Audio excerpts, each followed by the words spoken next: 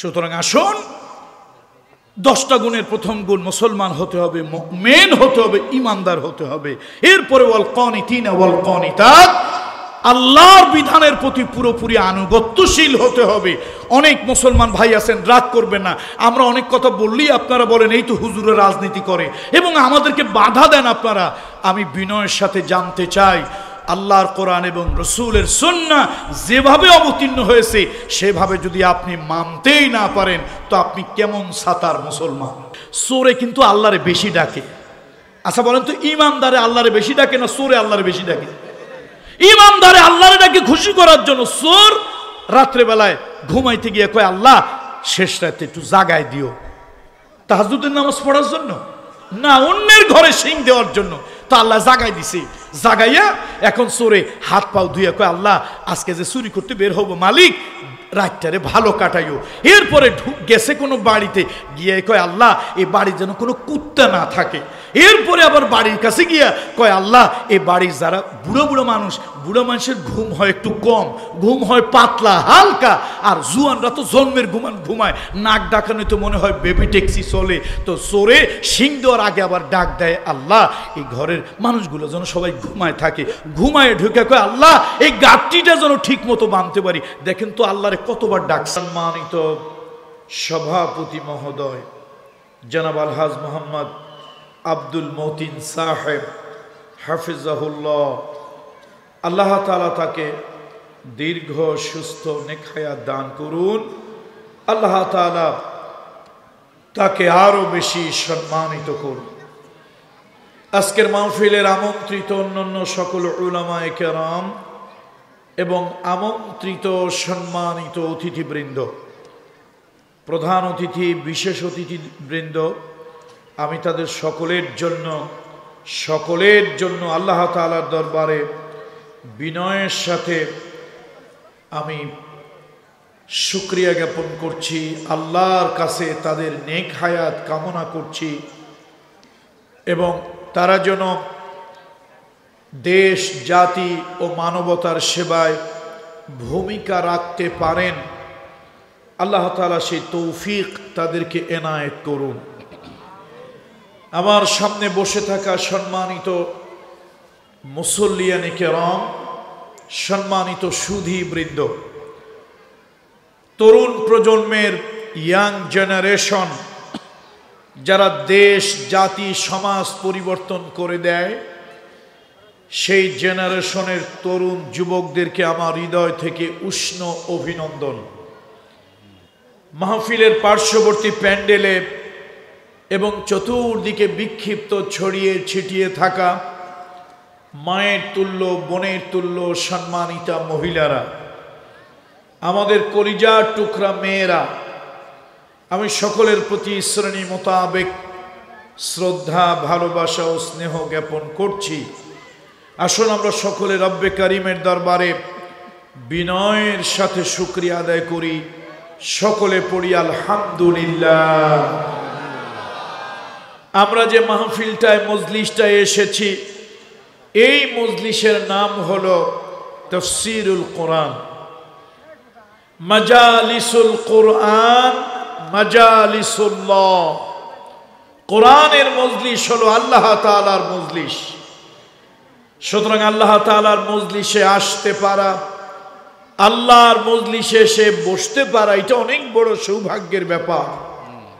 দেখেন কেমন সৌভাগ্য, 3 কিলোমিটার দূরের থেকে একটা লোক চলে আসছে মাহফিলের কথা শুনে। সে বাড়িতে থাকতে পারে নাই, সে মনে মনে চিন্তা করেছে এই কোরআনের মজলিসে আমাকে অংশগ্রহণ করতেই হবে। অনেক মহিলা, অনেক পুরুষ 2 কিলোমিটার 3 কিলোমিটার দূরের থেকে চলে এসেছেন, কিন্তু বদকিসমত, কপাল পোড়া, হতভাগা, দুর্ভাগা, মাত্র 50 মিটারের ভিতরে একজন লোক গলায় রশি লাগাইয়াও মাহফিলে আনা সম্ভব হয় না। তাহলে এই যে আমরা এসেছি, বসেছি, এটা আমাদের কোনো কৃতিত্ব নয়। আল্লাহ সুবহানাহু ওয়া তাআলা আজকের এই মাহফিলে আমাদেরকে এনেছেন। এই জন্য রব্বে কারিমের দরবারে আরো বিনয়ের সাথে শুকরিয়া আদায় করছি, পড়ছি আলহামদুলিল্লাহ। সাউন্ড সিস্টেম যিনি নিয়ন্ত্রণ করছেন, দৃষ্টি আকর্ষণ করছি, একটু ক্লিয়ার করে দিলে ভালো হয়, ধন্যবাদ, জাযাকাল্লাহ। আজকে আমি ভূমিকা দেব না,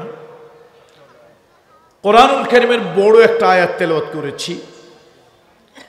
তো বড় আয়াত তেলাওয়াত করেছি, আলোচনা অনেক বেশি, এর মধ্যে যদি ভূমিকা দিয়ে সময় পার করে দেই তাহলে আমরা কাঙ্ক্ষিত লক্ষ্যে পৌঁছতে পারবো না। মায়েরা যারা আছেন তাদের জন্য আলাদা করে কথা বলা, পুরুষদের জন্য আলাদা করে কথা বলা, এটা আলাদা আলাদা করে বলা সম্ভব নয়। আম্মা জান উম্মে সালামা রাদিয়াল্লাহু তাআলা আনহা রাসূলুল্লাহর কাছে গিয়ে একটা অভিযোগ করলেন, শিকায়েত, একটা কমপ্লেইন করলেন, ইয়া রাসূলুল্লাহ, পুরুষরা আপনার সামনে থাকে। নবীজির যুগে তো আর মাইক ছিল না, সাউন্ড সিস্টেম ছিল না। তো রাসূলুল্লাহ যখন খুতবা দিতেন, বয়ান করতেন, পুরুষ সাহাবীরা তার সামনে এসে ভিড় জমাতো। সঙ্গত কারণে মহিলারা পিছনে থাকতো, অথবা পর্দার আড়ালে থাকতো, বাহিরে থাকতো, দূরে থাকতো, তারা অত ভালো করে কথা শুনতে পারত না।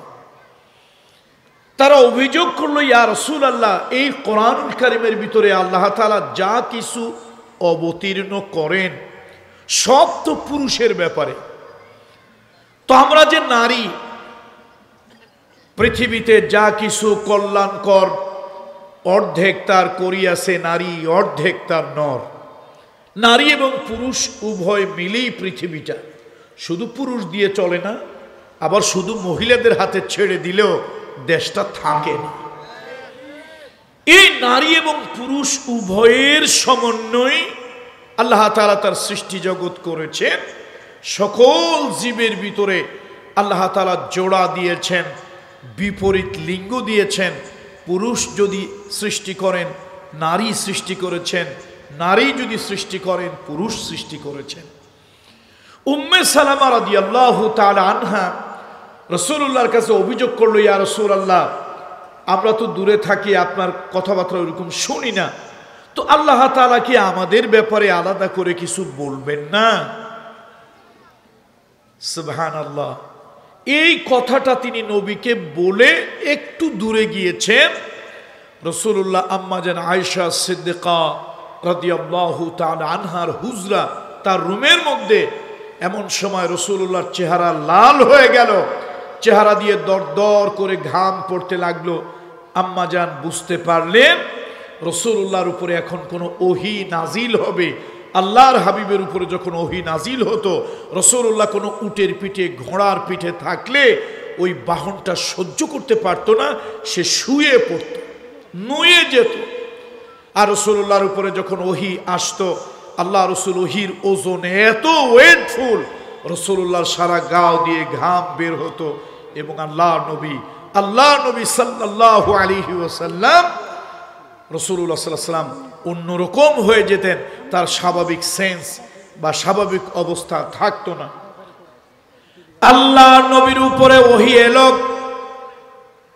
হুজুরের চেহারা মোবারক লাল হয়ে গেল, চেহারা দিয়ে, শরীর দিয়ে দরদর করে ঘাম পড়ল। রাসূলুল্লাহর ওহীটা শেষ হয়ে গেল, আল্লাহ নবী মুস্কি মুস্কি হাসছিলেন। রাসূলুল্লাহ সাল্লাল্লাহু আলাইহি ওয়াসাল্লামের গাটা মোছায় দেওয়া হলো, গামছা ভিজাইয়া অথবা কাপড় ভিজিয়ে রাসূলুল্লাহকে মুছিয়ে দেওয়া হলো। আল্লাহ নবী মুস্কি মুস্কি হাসছিলেন। রাসূলুল্লাহকে জিজ্ঞেস করা হলো, ইয়া রাসূলুল্লাহ, আপনি কেন মুস্কি মুস্কি হাসতেছেন? রাসূলুল্লাহ বললেন, শোনো, একটু আগে তোমরা আমার কাছে অভিযোগ করেছো, শুধু কি আল্লাহ তাআলা পুরুষদের ব্যাপারে কথা বলবেন কিনা? একটু আগে আমার উপরে একটা আয়াত অবতীর্ণ হয়েছে, এই আয়াতের ভিতরে আল্লাহ তাআলা পুরুষের কথা যতবার আল্লাহ তাআলা বলেছেন, পুরুষকে আল্লাহ তাআলা যতবার সম্বোধন করেছেন, অতবার আল্লাহ তাআলা নারীর কথা বলেছেন। আল্লাহু আকবার। যতবার পুরুষের কথা আল্লাহ বললেন, অতবার আল্লাহ তাআলা নারীর কথা বলেছেন। সুতরাং মাহফিলটা আসলে আমার জন্য কষ্টকর। আমি খুব একটা এলাকার মধ্যে একটু পরিশ্রমের কাজ করছি। প্রফেসর জাহাঙ্গীর আলম সাহেব, আমি ওনাকে অত্যন্ত রেসপেক্ট করি। আপনাদের এই যশোরের কৃতি সন্তান, গৌরবান্বিত সন্তান। উনি আমাকে ফি সাবিলিল্লাহ, দুনিয়ার কোনো টাকা পয়সা অথবা কমিশন, কোনো বাণিজ্য, কোনো ব্যবসা, এরকম কোনো কারণে নয়, লিওয়াজহিল্লাহ, উনি আমাকে শুধু আল্লাহর জন্য ভালোবাসেন।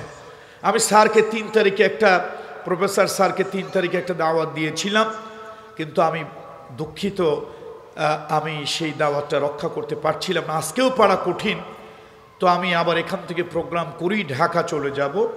চিন্তা করলাম মহিলাদের জন্য আলাদা কিছু কথা তো বলতেই হয়।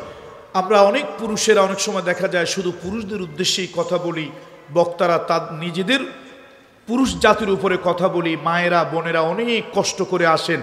ম্যাক্সিমাম মাহফিলগুলোতে পুরুষ শ্রোতার তুলনায় মহিলা শ্রোতা বেশি হয়, কম হয় না।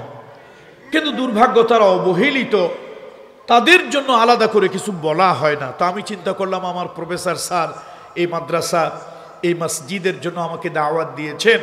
আমি আজকে মা বোন এবং পুরুষ উভয়ের জন্য 2 kill 2 birds 1 stone, এক ঢিলে 2 পাখি মারবো, এমন এক জায়গা থেকে আলোচনা করব যাতে করে নারী এবং পুরুষ উভয়ের জন্য সমানভাবে হয়ে যায়। সুবহানাল্লাহ। এই জন্য কোরআনুল কারীমের 33 নম্বর সূরা, কত নম্বর সূরা? 33 নম্বর সূরার 35 নম্বর আয়াতে কারিমা।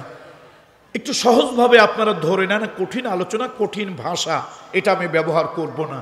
তার কারণ হলো আপনাদেরকে নিয়েই তো মাহফিল। শ্রোতারা যদি ভালো করে বোঝে তাহলেই তো বোঝানোর সার্থকতা। সুতরাং সহজভাবেই আমি উপস্থাপন করব ইনশাআল্লাহ। বলুন ইনশাআল্লাহ। কোরআন শরীফের যতগুলি আয়াত বড়, তার মধ্যে আজকের আয়াত একটা, যেমন আয়াতুল কুরসি অনেক বড়। এই বড় বড় আয়াতগুলোর মধ্যে একটি আয়াত 33 নম্বর সূরা আহজাব এর 35 নম্বর আয়াতে কারিমা। আসুন আমরা প্রথমে একটু অনুবাদ করি শব্দার্থ। তবে ভাববেন না স্কুল কলেজে পড়ুয়া বন্ধুরা যারা আছেন, বিভিন্ন রাজনৈতিক দলের নেতৃবৃন্দ যারা আছেন, আপনাদের জ্ঞাতার্থে বলি, আপনাদের অভিজ্ঞতার জন্য বলি, কোরআনুল কারীমের ভাষা সম্পর্কে আপনাদের জানা নাই। আমি কোনো এক সময় কিছুদিনের জন্য ফিলোলজি, বাংলায় বলে ভাষাতত্ত্ব, এই ভাষাতত্ত্বের পড়াশোনা করেছি সামান্য কিছু। এই ভাষাতত্ত্ব, ভাষার উপরে পড়াশোনা করতে গিয়ে আমি এটা বুঝেছি, পৃথিবীতে বৈচিত্র্য মানুষের ভিতরে যেরকম আছে, ভাষার মধ্যেও বৈচিত্র্য আছে। আল্লামা জালালউদ্দিন সুয়ুতি রহমতুল্লাহ আলাইহি উনি একটা জগৎ বিখ্যাত কিতাব লিখেছেন ফিকহুল লুগা। এই কিতাবের ভিতরে উনি লিখেছেন প্রতি 12 মাইল অন্তর, কত মাইল? 12 মাইল অন্তর ভাষার মধ্যে বৈচিত্র্যতা আসে, ভিন্নতা আসে। তাহলে সারা পৃথিবীতে চিন্তা করেন কত ধরনের ভাষা আছে, কত প্রকারের ভাষা আছে। এক বাংলা ভাষা কত প্রকার? 1000 প্রকারের কাছাকাছি হবে। এরপর তো আরো আছে। তো কোরআন কারীমের যে ভাষাটা ফিলোলজিতে আমি পেয়েছি, যতগুলো ভাষা পৃথিবীতে আছে, আদম আলাইহিস সালামের ভাষা, পয়গম্বরদের ভাষা, জান্নাতের ভাষা, কবরের ভাষা, কোরআনের ভাষা, হাদিসের ভাষা, গবেষণার ভাষা, আরবি ভাষা, এটা অত্যন্ত সমৃদ্ধ, রিচ ল্যাঙ্গুয়েজ, ধনী ভাষা। এই জন্য এই ভাষার একটি শব্দের ব্যাখ্যা রাত পার হয়ে গেল শেষ হবে না। আর সেই ভাষাতেই আল্লাহ তাআলা নাজিল করেছেন কোরআন। একটু সকলে আওয়াজ দিয়ে বলুন তো, কোরআনটা কোন ভাষায় নাজিল হয়েছে? আরবি ভাষায়। সুতরাং পৃথিবীর, আমরা ছোটবেলায় এটি দেব, আশুতোষ দেবের ডিকশনারি পড়েছি। একটু বড় হয়েছি, আমরা সংসদ পাবলিকেশনের ডিকশনারি পড়েছি। বিশ্ববিদ্যালয়, কলেজ, ইউনিভার্সিটিতে যখন গিয়েছি, আমরা অক্সফোর্ড পাবলিকেশনস তাদের ডিকশনারি পড়েছি। কোরআন হাতে নিয়ে আমি শপথ করে বলছি, শিক্ষিত লোকদের উদ্দেশ্য বলছি, পৃথিবীতে সংসদ বলেন, আপনার এটি দেবের ডিকশনারি বলেন, অক্সফোর্ডের ডিকশনারি বলেন, কোরআনের একটা ভাষার যতগুলি প্রতিশব্দ আছে পৃথিবীতে আর কোনো ভাষার এত প্রতিশব্দ নাই। আবার একটু পড়ুন সুবহানাল্লাহ। এই জন্য আল্লাহ তাআলা বলেন, কুল লাউ কানাল বাহরু মিদাদাল লিকালিমাতি রাব্বি লানাফিদাল বাহরু ক্বাবলা আন তানফাদা কালিমাতু রাব্বি ওয়ালাউ জি'না বিমিসলিহি মাদাদা। হে নবী, আপনি বলে দেন, সমুদ্রের পানি দিয়ে যদি তোমরা কালি বানাও, এই যে সমুদ্রের ভিতরে, সাগর মহাসাগরের ভিতরে লক্ষ কোটি অযুত কোটি টন, বিলিয়ন ট্রিলিয়ন টন পানি আছে।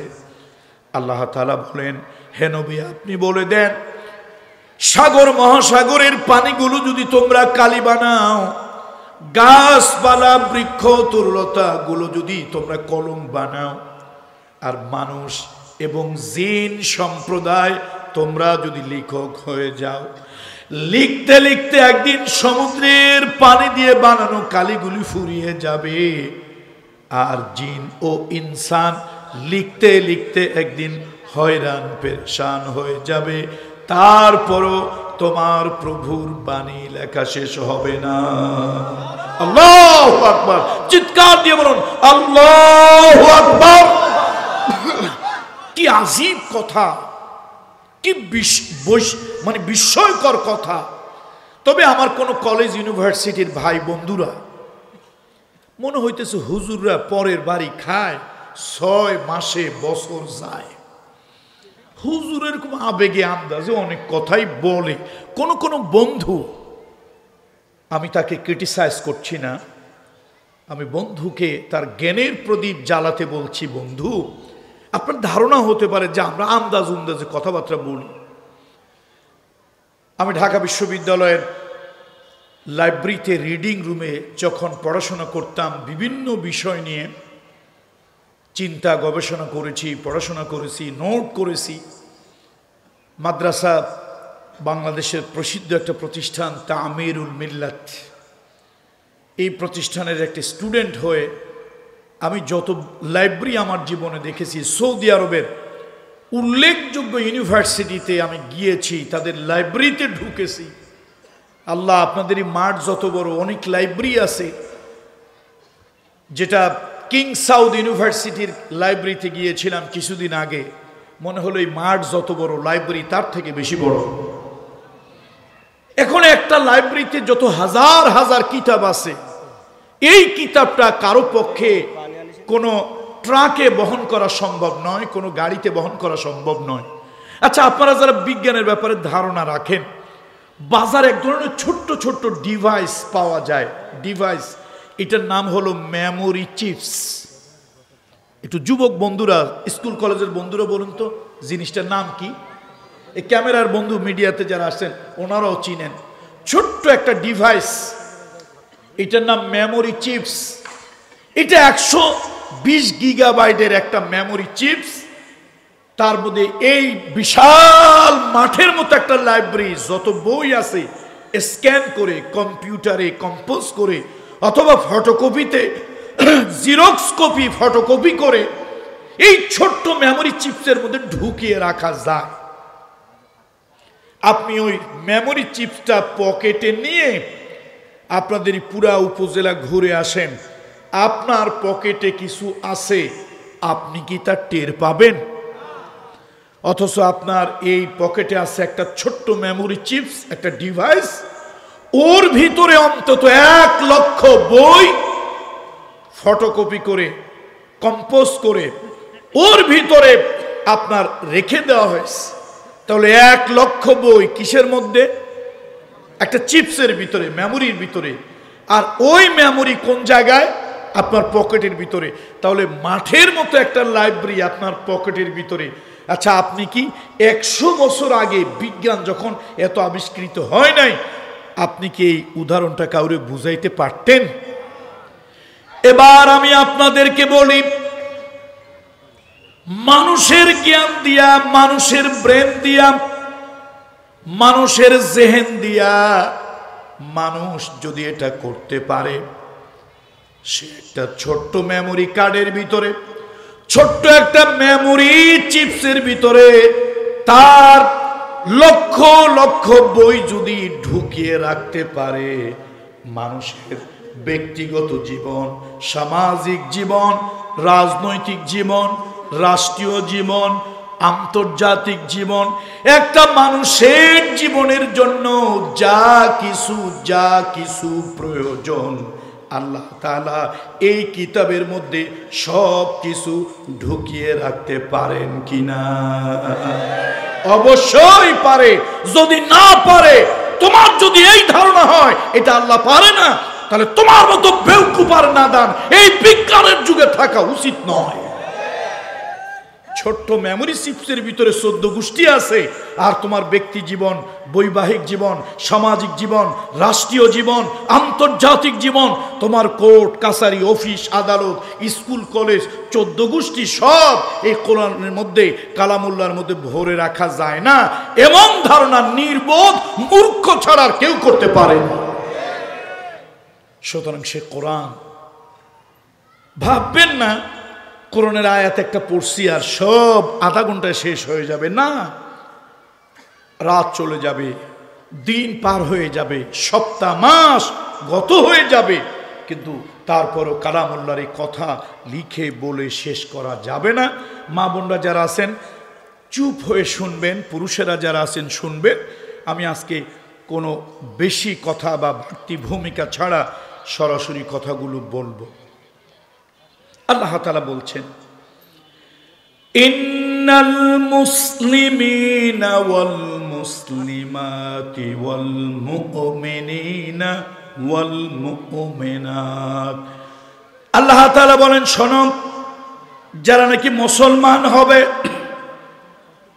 যারা নাকি ঈমান আনবে, আর যারা নাকি দ্বীনের আনুগত্য প্রকাশ করবে, যারা নাকি সত্য কথা বলবে, আর যারা নাকি ধৈর্য ধারণ করবে, আর যারা হলো আল্লাহকে ভয় করবে, আর যারা নাকি গরিব দুঃখীকে সাদকা দেবে, দান করবে, আর যারা নাকি আল্লাহর সন্তুষ্টির জন্য রোজা রাখবে, আর যারা তাদের ইজ্জত আবরু চরিত্র হেফাজত করবে, আর বেশি বেশি পরিমাণে যারা আল্লাহ তাআলার জিকির করবে, আ'আদ্দাল্লাহু লাহুম মাগফিরাতান ওয়া আজরান আযীমা। আল্লাহ তাআলা এই 10 প্রকারের লোকদের জন্য আল্লাহ ওয়াদা করতেছেন, আল্লাহ তাদের জিন্দেগির গুনাহ খাতা আল্লাহ মাফ করে দেবেন। শুধু গুনাহ খাতা মাফ করে দেবেন না, আল্লাহ তাআলা উত্তম প্রতিদান জান্নাত দান করবে। আল্লাহু আকবার। তাহলে পর্দার মা বোনেরা যারা আছেন, মাগো 10টা কথা, পুরুষেরা আপনারা মনে রাখেন, 10টা কথা, 10টা কাজ, 10টা গুণ যারা অর্জন করবে, আল্লাহ তাআলা তাদের সাথে একটা ওয়াদা দিচ্ছেন যে আমি আল্লাহ তাদেরকে মাফ করে দেব, আর আমি আল্লাহ তাদেরকে উত্তম প্রতিদান জান্নাত দেব। তবে আপনারা ভাববেন না এটা ইলেকশনের ওয়াদা নয়। কিসের ওয়াদা নয়? শহীদ আল্লামা দেলওয়ার হোসেন সাইদি নওয়ারাল্লাহু মারকাদাহু ওয়া জাআলাল জান্নাতা মাসাহু, কি মায়ার মানুষ, ভালোবাসার মানুষ ছিলেন। উনি ওনার একটা বয়ানে বলেছিলেন, এক লোক নির্বাচন আসছে তো ওয়াদা করছে, চিন্তা করলো এলাকার লোকজন কোনোভাবেই তাদেরকে বশ করা যায় না, তো ভোট যাতে পাওয়া যায়, নিশ্চিত হওয়া যায়, লোকটা এসে একটা ঘোষণা দিল, ভাইরা আপনারা যদি আমারে ভোট দিয়া বিজয় করেন, তাহলে আমি গরুর গাড়ির চাকার মতো একটা জিলাপি বানিয়ে দেব, আর ওই যে আপনাদের ঘরে থাকে যে চাউল টাউল রাখেন মটকি, এই বড় বড় মটকির মতো এক একটা রসগোল্লা বানায় দেব। এলাকার লোকজন চিন্তা করলো, জিন্দিগিতে রসগোল্লা খাইছি, জিলাপি খাইছি, এত বড় জিলাপি কোনোদিন খাইও নাই, চোখেও দেখি নাই। তো সবাই মিলে তারে ভোট দিছে। বলেন সবাই মিলে তারে, বলেন সবাই মিলে তারে ভোট দিছে, সে বিজয়ী হয়েছে। এই লোকটারে আর কোনোদিন দেখা যায় না, আসে না। আবার নির্বাচন এলো, সিজনাল বার্ড, সময়ের কুকিল, বসন্তের কুকিল আবার চলে আসছে। এখন লোকেরা কয় আপনার কথা পরে শুনবো। এই যে গত বছর যে একটা ওয়াদা করছিলেন গত নির্বাচনে, যে আমাদেরকে কিসের মতো জিলাপি বানায় দেবেন, গরুর গাড়ির চাকার মতো একটা বড় জিলাপি বানায় দেবেন, আর ঘরের মধ্যে যে মটকা আছে তাগারি, তাই কি বলেন যশোরের ভাষায় আমি জানি না, ওটার মধ্যে একটা রসগোল্লা বানায় দেবেন। তো এখন আমরা তো সেইটা কৌতূহলী হয়ে আপনার নির্বাচনে বিজয়ী করলাম, এরপরে তো আর আপনার দেখা পেলাম না, ওইটা খাইলামও না। লোকটা বলছে ভাই শোনো শোনো, আরে এই জিনিস খাইতে তোমাদের কষ্ট হবে, জনগণের কষ্ট হোক, এই জন্য আমি ওয়াদা করেও সে ওয়াদা খেলাপ করেছে। আচ্ছা আপনারা বলুন তো, আল্লাহ তাআলার ওয়াদা, আল্লাহ জাল্লা শানুহু, আপনারা বলুন আল্লাহর ওয়াদা কি এরকম? আল্লাহ তাআলা ওয়াদা করছেন আ'আদাল্লাহ, আল্লাহ তাআলা ওয়াদা করছেন এই 10টা কাজ যারা করবে আল্লাহ তাআলা তাদেরকে ক্ষমা করে দেবেন। তাদের জীবন চলার পথে যে ভুল ত্রুটি গুনাহ খাতাগুলো হয়েছে এগুলি আল্লাহ তাআলা মাফ করে দেবেন। শুধু ভুল ত্রুটি গুনাহ খাতা আল্লাহ তাআলা মাফ করে দেবেন তা নয়, উত্তম প্রতিদান আল্লাহ তাআলা বেহেশত দেবেন। তাহলে দুইটা শুভ সংবাদ পেলাম। একটা হলো আমরা মানুষ, জীবন চলার পথে কিছু গুনাহ খাতা হইছে নাকি হয় নাই, একটু সবাই আওয়াজ দিয়ে বলেন তো। মানুষ হিসাবে বিবেকের আদালতে জিজ্ঞেস করেন, কিছু গুনাহ খাতা হইছে না হয় নাই? বিবেকের আদালত, বিবেকের আদালত এটা বড় মারাত্মক জিনিস। ফেরাউন তার জাতিকে বলল, শোনো আমি আনা রব্বুকুমুল আলা, আনা রব্বুকুমুল আলা, আমি হইলাম তোমাদের বড় খোদা। লোকেরা তো ভয়তে মেনে নিল ফেরাউন আমাদের বড় খোদা, কিন্তু ফেরাউন তার বিবেকের কাছে যখন প্রশ্ন করলো, বিবেক বলল ফেরাউন তুমি খোদা নাও, খোদার গোলাম, তুমি খোদার সৃষ্টি, খোদার গোলাম। ও ফেরাউন তুমি নিজের যত বলো খোদা বলো দাবি করো, আসলে তুমি খোদা নাও, তুমি হইলা হুদা, তুমি হইলা খালি। আল্লাহু আকবার। তাহলে ফেরাউনের বিবেকও কিন্তু তাকে ধোঁকা দেয় নাই, বিবেক তাকে সঠিক কথা বলেছি। আমরা যদি বিবেকের আদালতে বিবেকের কাছে নিজেকে প্রশ্ন করি, বিবেক আমাদেরকে বলে দেবে, কম হোক বেশি হোক আল্লাহ মাফ করুন, আমরা গুনাহগার। কি বলেন আমার সাথে আপনারা বলেন, আমাদের কম বেশি গুনাহ আছে। তাহলে 10টা কাজ যদি আমরা করি, ও মা ও বোন, 10টা কাজ যদি আমরা করি, আল্লাহ ওয়াদা করেছেন নারীদেরকে মাফ করে দেবেন, আল্লাহ ওয়াদা করেছেন পুরুষদেরকে মাফ করে দেবেন। আল্লাহ তাআলা আরো একটা ওয়াদা করেছেন, এই নারী এবং পুরুষকে আল্লাহ তাআলা জান্নাত দান করবেন। তাহলে আল্লাহর ওয়াদা সত্য না মিথ্যা? আমার সাথে সকলে পড়ুন, সকলে বলবেন ওয়াদাল্লাহি হক। বলুন ওয়াদাল্লাহি হক, আমার আল্লাহর ওয়াদা সত্য। আল্লাহর ওয়াদা নির্বাচনে বিজয়ী হওয়ার ওয়াদা নয়।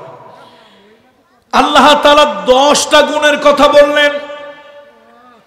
প্রথম গুণ হলো ইন্নাল মুসলিমিনা ওয়াল মুসলিমাত, যদি কোনো পুরুষ মুসলমান হয় আর যদি কোনো নারী মুসলমান হয়, ওয়াল মুমিনিনা ওয়াল মুমিনাত, যদি কোনো পুরুষ মুমিন হয়, যদি কোনো নারী মুমিনা হয়।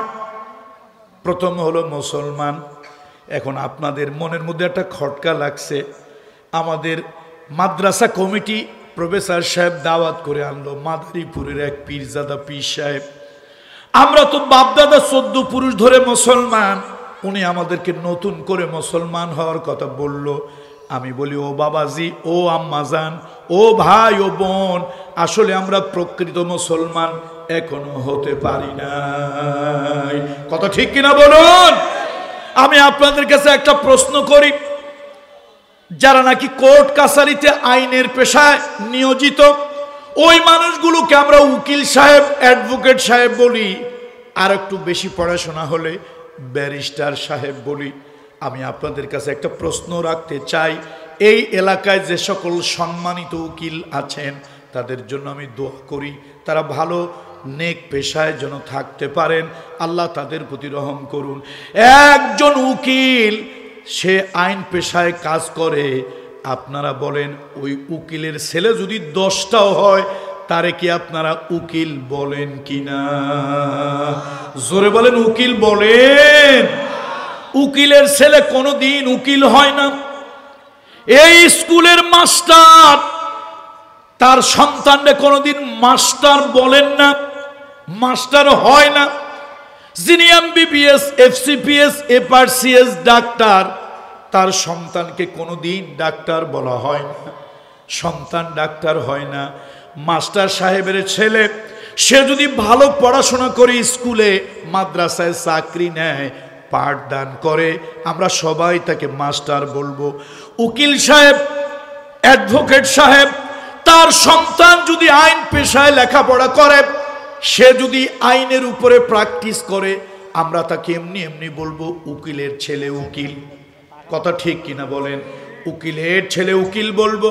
বাপে উকিল ছিল, ছেলেও লেখাপড়া করে আইনের উপরে পড়াশোনা করে মানুষের সেবা করে, আইনের সেবা দেয়, আইনের সাহায্য দেয়। এই জন্য আমরা ছেলেকেও উকিল সাহেব বলি। আবার অনুরূপভাবে কোন ডাক্তার, ওই ডাক্তার এমবিবিএস, এফসিপিএস, এফআরসিএস, তার সন্তান, তার ছেলে অথবা মেয়ে চিকিৎসা বিজ্ঞানের উপরে লেখাপড়া করলো, চিকিৎসা বিজ্ঞানে পড়াশোনা করে ডাক্তার হলো, এবার প্র্যাকটিস করলো চেম্বারে, আমরা ডাক্তারের ছেলেকে ডাক্তার বলবো। ডাক্তারের ছেলেকে কি বলবো? ডাক্তার বলবো। আমি এবার আপনাদের বিবেকের কাছে প্রশ্ন করি, যদি উকিলের ছেলে উকিল না হয়, মাস্টারের ছেলে মাস্টার না হয়, ডাক্তারের সন্তান যদি ডাক্তার না হয়, আর্মির কর্নেল ব্রিগেডিয়ারের ছেলে যদি কর্নেল ব্রিগেডিয়ার না হয়, ও মুসলমানের বাচ্চা, ও মুসলমানের বাচ্চা, মুসলমানের ছেলেকে মুসলমান বলা হয়, এইটা তুমি কোন কিতাবে পাইলা? এটা কোন জায়গায় পাইলা তুমি? আরে মুসলমানের বাচ্চা যদি মুসলমান হয়, তাহলে আল্লাহর পয়গম্বর নূহ আলাইহিস সালামের সন্তান কেনান কাফেরের বাচ্চা কাফের হতো না। কথা ঠিক কিনা বল? তিনি উলুল আযম পয়গম্বর, যে নবীদের নাম আল্লাহ তাআলা কোরআনে এনেছেন, তারা আমাদের কাছে অত্যন্ত সম্মান। সব নবীদেরকেই আমরা আহলে সুন্নাত ওয়াল জামাত, সব নবীদেরকে সম্মান করি, শ্রদ্ধা করি, ইজ্জত করি, তাজিম করি। এটা আমাদের আকীদা, এটা আমাদের ঈমান। কথা ঠিক কিনা বলুন? তার মধ্যেও যেই পয়গম্বরদের নাম কোরআনে এসেছে, আমরা তাদেরকে আরো বেশি সম্মান করি। তাহলে নূহ আলাইহিস সালাম এত বড় একজন সম্মানী নবী, যার নাম কোরআন শরীফের ভিতরে এসেছে, সেই পয়গম্বরের সন্তান কিনান কাফের হইল কেমনি? পর্দালের মা এবং বোনদেরকে বলি, মা গো, কোরআনুল কারীমের সূরা আত-তাহরীম 66 নম্বর সূরা, এই সূরার ভিতরে এসেছে, দেখেন পয়গম্বর মুসা আলাইহিস সালাম যেই ফেরাউনের বাড়িতে লালিত পালিত হয়েছে, ফেরাউন ছিল কাফের, তার বিবি আসিয়া ছিল মুমিনা, ঈমানদার। এই ঈমানদার নারী, তার ঈমানের কারণে আল্লাহ তাকে ঊর্ধ্বলোকে নিয়ে গেলেন সম্মানের সাথে, এবং জান্নাতের ভিতরে আল্লাহ তাআলা তার জন্য আলাদা করে একটা ঘর বানিয়েছেন। বলুন সুবহানাল্লাহ। তাহলে ডাক্তারের ছেলে ডাক্তার হয় না, মাস্টারের ছেলে মাস্টার হয় না, পড়াশোনা করলেই তিনি হয়। অনুরূপভাবে মুসলমানের সন্তান কখনোই মুসলমান হয় না, হতে পারে না, সে যদি আল্লাহর কাছে স্যালেন্ডার করে, আত্মসমর্পণ করে, আল্লাহর শরিয়াত মুহাম্মদ রাসূলুল্লাহর সুন্নাত যদি মেনে নেয়, মুসলমানের ছেলেও মুসলমান। মুসলমানের ছেলে কি মুসলমান? না হলে শুধু বাবার কারণে মুসলমান হলে কাফেরের ঘরে ইব্রাহিম খলিলুল্লাহ মুমিন কিভাবে হলেন, আর নবীর ঘরে সন্তান কেনান কিভাবে কাফের হলো। সুতরাং আসুন, আল্লাহ তাআলা 10টা গুণের কথা বলেছেন। প্রথম, আমাদের মুসলমান হতে হবে কমপ্লিট স্যারেন্ডার টু অলমাইটি আল্লাহ। আল্লাহর কাছে নিজেকে পুরোপুরি আত্মসমর্পণ করবেন। অর্ধেক আল্লাহ রশিও ধরবেন, আবার অর্ধেক 8 রশিও ধরবেন। 2 রশি একসাথে ধরলে আল্লাহর গোলাম পুরোপুরি কেমনে হইলে। সুতরাং আল্লাহ তাআলা বলেছেন মুসলমান হওয়ার জন্য পুরুষকে, ওয়াল মুসলিমাত, মুসলমান হওয়ার কথা বলেছেন আল্লাহ মহিলাদেরকে। এবার আল্লাহ বলেছেন মুমিন হওয়ার জন্য, আল ঈমানু বিজউন ওয়া সাবউনা শুবাতান ফাআফজালুহা কাউলু লা ইলাহা ইল্লাল্লাহ ওয়া আদনাহা ইমাতাতুল আযাই আনিত তারিক আল হায়াউ শুবাতু মিনাল ঈমান। ঈমান নামক গাছের 70 থেকে 77টা ডালপালা আছে, তার মধ্যে সর্বশ্রেষ্ঠ হলো লা ইলাহা ইল্লাল্লাহ। পর্দারের মায়েদেরকে বলি, মা, ঈমানের বড় একটা অঙ্গ হলো, ঈমানের বড় একটা অংশ হলো লজ্জা শরম। আজকে দুঃখের সাথে বলতে হয়, গরুর লজ্জা আছে, লেজ দিয়ে লজ্জাস্থান ঢেকে রাখে। অন্যান্য পশু পাখির লজ্জা আছে, লজ্জাস্থান পাখা দিয়া লেজ দিয়ে ঢেকে রাখে। আমার মা, আমার বোন, আমার মেয়ে, এই মায়ের জাতি, বোনের জাতি, মেয়ের জাতি, দুর্ভাগ্য, তারা আজকে ক্রমান্বয়ে লজ্জাহীন হয়ে যাচ্ছে। 10 হাত শাড়ি দিয়েও একজন নারী তার গাও, তার দেহ, তার লজ্জাস্থান, তার অঙ্গ প্রত্যঙ্গগুলি ঠিক মতো ঢাকতে পারেন না। কোথায় যাবো এই দুঃখের কথা। আর দেখেন দুনিয়ায় কি সভ্যতা আসলো। আপনারা বলেন এটা নাকি আধুনিক যুগ, আধুনিক সভ্যতা। পুরুষের কাপড় যত বাড়ে পুরুষ তত ভদ্র হয়, হাই সোসাইটির লোক হয়।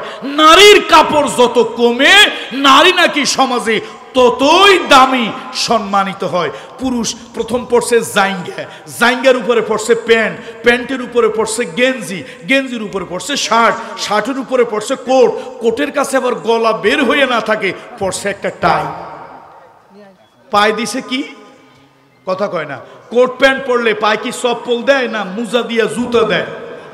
তাহলে কোট প্যান্ট টাই পরেছে, পায়ে মুজা দিছে, মুজার উপর আবার একটা জুতা লাগাইছে, মুজার উপর তো স্যান্ডেল মানাবে না। তাহলে পুরুষের কাপড় যত বাড়ছে, পুরুষের ভদ্রতা, তার সভ্যতা, তার শালীনতা তত বেড়েছে, হাই সোসাইটিতে উঠেছে। আর বেহায়ার যুগ, অসভ্যের যুগ, নারীর পোশাক যত কমেছে, নারী নাকি তত আধুনিক হয়েছে। জোরে কান নাউজুবিল্লাহ। আসলে শিয়ালগুলি নারীরে উলঙ্গ উদাম করে দেখতে চায়। এ নারী বড় মর্যাদা, এ নারী বড় সম্মানের, এ নারী মায়ের জাতি, এ নারী বোনের জাতি, এ নারী কন্যার জাতি। সেই কন্যাকে, সে মাকে অসম্মান অপমান করার জন্য তোমার সমাজ আজকে ব্যবস্থা করেছে। সুতরাং আসুন, 10টা গুণের প্রথম গুণ মুসলমান হতে হবে, মুমিন হতে হবে, ইমানদার হতে হবে। এরপরে ওয়াল কানিতিনা ওয়াল কানিতাত, আল্লাহর বিধানের প্রতি পুরোপুরি আনুগত্যশীল হতে হবে। অনেক মুসলমান ভাই আছেন, রাগ করবেন না, আমরা অনেক কথা বললেই আপনারা বলেন এই তো হুজুরের রাজনীতি করে এবং আমাদেরকে বাধা দেন আপনারা। আমি বিনয়ের সাথে জানতে চাই, আল্লাহর কোরআন এবং রসুলের সুন্নাহ যেভাবে অবতীর্ণ হয়েছে সেভাবে যদি আপনি মানতেই না পারেন তো আপনি কেমন সাতার মুসলমান? আল্লাহর নবী, বিশ্ব নবী, মানবতার বন্ধু মুহাম্মদ রাসূলুল্লাহ সাল্লাল্লাহু আলাইহি ওয়াসাল্লাম বলেন, ও সাহাবারা, আমি তোমাদেরকে নিয়ে একটা অভিযানে যেতে চাই, আমি তোমাদেরকে নিয়ে একটা যুদ্ধে যেতে চাই। তখন মক্কার ভিতরে প্রচন্ড গরম, প্রত্যেক গাছের খেজুরগুলো পেকে গেছে। আপনাদের বোঝানোর জন্য বলি, আপনাদেরকে বোঝানোর জন্য বলি, এটা ইতিহাস আর কোরআনে নাই। ধরেন কথার কথা, এত গরম পড়ছে, এর মধ্যে আপনাদের ইরি ধান মাঠের মধ্যে শুধু ইরি ধান আর ইরি ধান, ধানও ভালো হয়েছে, হাজার হাজার হেক্টর জমিতে ইরি ধানে পাকা, প্রচন্ড গরম, ধানগুলি পেকে গেছে, কেটে ঘরে আনতে হবে সারা বছরের খাবার, এগুলি বিক্রি করে নিজেদের অনেক কিছু বাড়ি ঘর করবেন। এমন সময় হুজুর এসে, পীর সাহেব এসে বলল, আপনাকে এলাকা ছেড়ে 10 দিনের জন্য একটু বাহিরে যেতে হবে। আপনি বললেন আপনি কেমন বেউকুফ হুজুর, আমার মাঠে মাঠে ধান পেকে গেছে, যে কোনো সময় কাটা লাগবে, যে কোনো সময় ঝড় হতে পারে, বৃষ্টি হতে পারে, শিলাবৃষ্টি হতে পারে, আমার তো সব নষ্ট হয়ে যাবে। আল্লাহ নবী গাছে গাছে খেজুর পাকা, প্রচন্ড গরম, উট ভেড়া বকরি দুম্বাগুলো অসুস্থ হয়ে পড়েছে, রুগ্ন হয়ে পড়েছে। এমন সময় আল্লাহর নবী রহমতুল্লিল আলামিন ডাক দিলেন, ও সাহাবারা, ও আমার সাহাবীরা, সকলে দাওয়াত দিয়ে দাও, এলান করে দাও, জোহরের জন্য যেরকম আজান দেওয়া হয়, হাইয়া আলাস সালাহ হাইয়া আলাল ফালাহ, মাইকে দেয় অথবা মুখে দেয়, আপনারা নামাজে আসেন। আসরের নামাজের জন্য নামাজের যেরকম আজান দেয়, হাইয়া আলাস সালাহ হাইয়া আলাল ফালাহ, আপনারা তাড়াতাড়ি ওযু করে মসজিদে আসেন, আসরের নামাজ পড়েন। আল্লাহ রসুলের যুগে কোন জিহাদের ময়দানে রাসূলুল্লাহ যাবেন, আল্লাহ নবী কয়েকজন লোক পাঠায় দিতেন, তারা রাস্তায় রাস্তায় গিয়ে বলতো, আল জিহাদ আল জিহাদ আল জিহাদ, ইখওয়ানুল কিরাম ইখওয়ানুল কিরাম আইয়ুহাল মুসলিমুন আল জিহাদ ফি সাবিলিল্লাহ, ও মুসলমানেরা জিহাদ জিহাদ। মুসলমানেরা বুঝে নিত আল্লাহ নবী মুসলমানদেরকে কোন অভিযানে পাঠাবে। আল্লাহ রাসূল সাল্লাল্লাহু আলাইহি সাল্লাম, চতুর্দিকে গরম, গাছে গাছে খেজুর পেকে গেছে, গরমের যন্ত্রণায় ছাগল ভেড়া বকরি দুম্বাগুলি কারিবুল মাউত, মৃত্যুর কাছাকাছি চলে গেছে। এমন সময় রহমতের নবী বললেন, যাও রাস্তায় রাস্তায় এলান দাও, আমি একটু যুদ্ধের ময়দানে যাব, জরুরি জরুরি যাওয়া দরকার, না হলে অনেক ক্ষতি হয়ে যাবে। ভাইরা আমার, বন্ধুরা আমার, সব ইমানদারেরা যেতে রাজি হলো, কিন্তু অভাব। নবীজি বললেন, যার কাছে যা আছে দাও, কেউ কানের ফুল, কেউ নাকের ফুল, কেউ কানের দুল, যার কাছে যা ছিল। হযরত আবু বকর সিদ্দিক সামান্য একটা পোটলা এনে দিয়েছেন, রাসূলুল্লাহর কাছে বড় একটা স্তূপ হয়েছে। দেখেন বাড়ি ঘর সব ফেলাইয়া জমির ভিতরে খেজুর গাছে পাকা খেজুর, সারা বছরের খাবার। আপনার আমার যেমন ইরি ধান, বড় ধান, আপনার আমার গম চাউল ডাউল, এটা যেরকম আরবদের কাছে ওরকম খেজুরটা হলো ওইরকম। গাছে গাছে খেজুর ঝুলতেছে, নষ্ট হয়ে যাবে, সারা বছরের খাবারটা নষ্ট হয়ে যাবে, ভেড়া দুম্বা বকরিগুলো মরে যাবে। এত কিছুর ভিতরে রাসূলুল্লাহ বলেন, যুদ্ধে যাব, জিহাদে যাব, অভিযানে যাব। ওই অভিযানটার নাম হলো তবুক। ইসলামে যতগুলি যুদ্ধ ইসলামে হয়েছে, ওই তবুক যুদ্ধের মতো কঠিন যুদ্ধ আর হয় নাই। সব মুসলমানেরা গিয়েছে, কিন্তু 80 জন মুনাফিক ওই যুদ্ধে যায় নাই। 83 জন লোক যায় নাই। সবাই একটু আওয়াজ দিয়ে বলুন তো, কয়জন লোক যায় নাই? এর মধ্যে 80টা হলো কাট্টা মুনাফিক। মুনাফিকরা যায় নাই কেন? কয়জন লোক যায় নাই? কথা কোন, কয়জন? 83 জন। তার মধ্যে মুনাফিক কয়জন? 80 জন। যায় নাই কেন? আচ্ছা বলেন তো, মানুষের হাত কয়টা?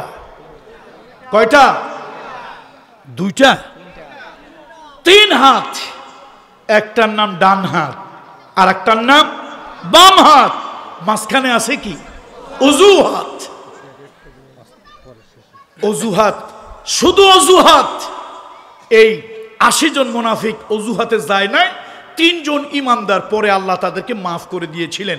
প্রায় 40-52 দিন পরে তাফসিরে জালালাইন, তাফসিরে ইবনে কাসির, অনেক তাফসিরের যতগুলি পড়েছি আমি, ফি জিলালিল কোরআন, তাফহিমুল কোরআন, মারিফুল কোরআন, যত তাফসির পড়েছি, আল্লাহ তাআলা ওই 3 জন ইমানদারকে মাফ করে দিয়েছিলেন। তবে এক নাগারে 40-42-52 দিন পর্যন্ত তারা আল্লাহর কাছে কেঁদেছে। আসলে ইমানদারদের দোষ ছিল না, ওই কাফেরের মেলে থাকার কারণে মানুষ কি মরে, কি জানো একটা কথা আছে, খাটাস মরে তেলে, মানুষ মরে মেলে। তো এরকম ইমানদার ভালো মানুষ তারা, রাসূলুল্লাহ সাহাবী ইমানদার, খারাপ মানুষ না, আলহামদুলিল্লাহ ভালো মানুষ। কিন্তু এই মুনাফিকগুলোর তালে পড়ে তারা যায় নাই। এই যে দেখেন যায় নাই, তাদের অজুহাত কি দেখেন, অজুহাতটা কি? ওরা কি করছে? ওরা তো রাসূলুল্লাহ যখন চলে গেছে কয় যে, মিয়া যা করে আল্লাহ ভালোর জন্যই করে। চোরে কিন্তু আল্লাহরে বেশি ডাকে। আচ্ছা বলেন তো, ইমানদারে আল্লাহরে বেশি ডাকে না চোরে আল্লাহরে বেশি ডাকে? ইমানদারে আল্লাহরে ডাকে খুশি করার জন্য। চোর রাত্রে বেলায় ঘুমাইতে গিয়ে কয়, আল্লাহ শেষ রাতে একটু জাগায় দিও, তাহাজ্জুদের নামাজ পড়ার জন্য। না, অন্যের ঘরে শিং দেওয়ার জন্য। তো আল্লাহ জাগাই দিছে, জাগাইয়া এখন চোরে হাত পাও ধুইয়া কয় আল্লাহ আজকে যে চুরি করতে বের হবো মালিক রাতটারে ভালো কাটাইও। এরপরে গেছে কোনো বাড়িতে, গিয়ে কয় আল্লাহ এই বাড়ির যেন কোনো কুত্তা না থাকে। এরপরে আবার বাড়ির কাছে গিয়া কয় আল্লাহ এই বাড়ির যারা বুড়ো বুড়ো মানুষ, বুড়ো মানুষের ঘুম হয় একটু কম, ঘুম হয় পাতলা হালকা, আর জুয়ানরা তো জন্মের ঘুমায়, নাক ডাকানো তো মনে হয় বেবি ট্যাক্সি চলে। তো চোরে শিং দেওয়ার আগে আবার ডাক দেয় আল্লাহ এই ঘরের মানুষগুলো যেন সবাই ঘুমায় থাকে।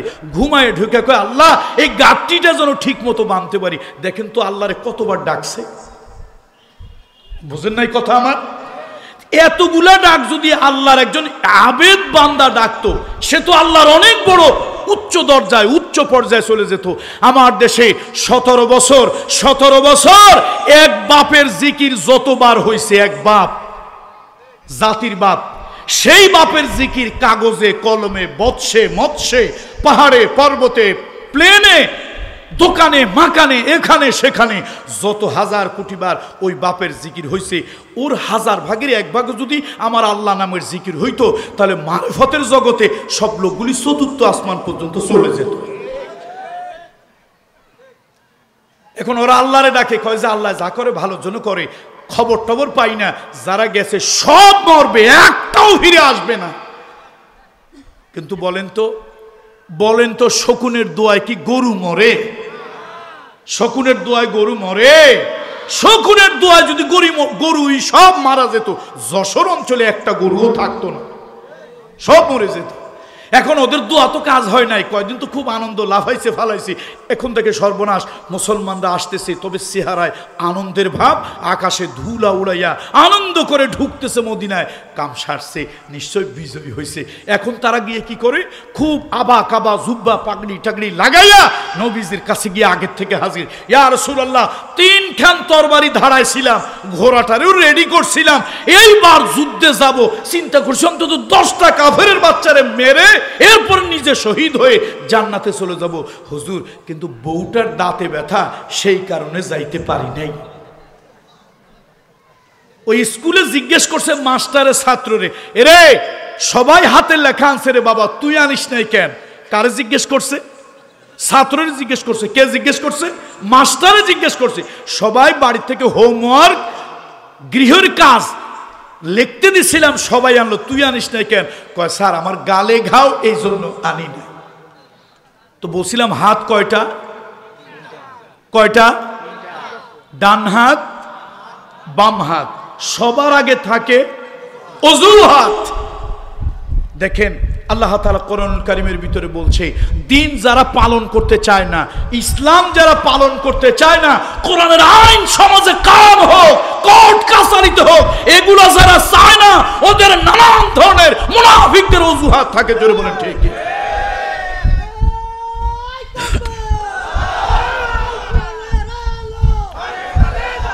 বন্ধুরা আমার, এক নেতা কইছে, নাম নিলাম না, এক নেতায় কইছে, কয় শরিয়া আইন আমাদের দেশে চলে না।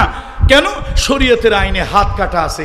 আচ্ছা আমি জিজ্ঞেস করি, বাদশাহ ফয়সাল, বাদশাহ ফাহাদ বিন আব্দুল আজিজ, বাদশাহ আব্দুল আজিজ সৌদি আরবে, তাদের সময় পুরা কোরআনের বিধান সংবিধান হিসেবে কায়েম ছিল, এখন না, তখন ছিল। আচ্ছা বলেন তো, ওই দেশে তখন 3 কোটি মানুষ ছিল, কোরআনের আইন হলো হাত কাটা। ওই দেশের 3 কোটি মানুষের হাত ছিল না সব মানুষের হাত কাটা গেছে?